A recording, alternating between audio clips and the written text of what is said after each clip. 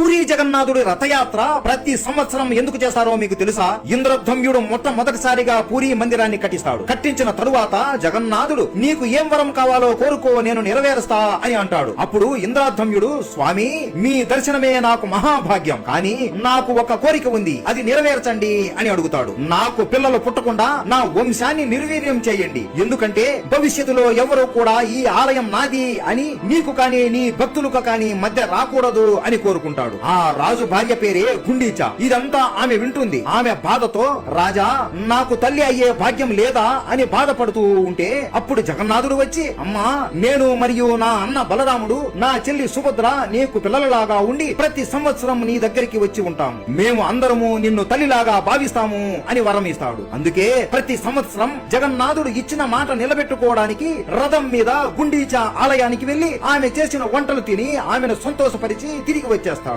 అంతటి కరుణామయుడు మన జగన్నాథుడు. మనం కూడా భక్తితో ఏ కోరిక కోరినా తప్పక తీరుస్తాడు. జగన్నాథుడు అంటే మీకు ఇష్టం ఉంటే జై జగన్నాథ అని కామెంట్ చేసి సబ్స్క్రైబ్ చేసుకోండి.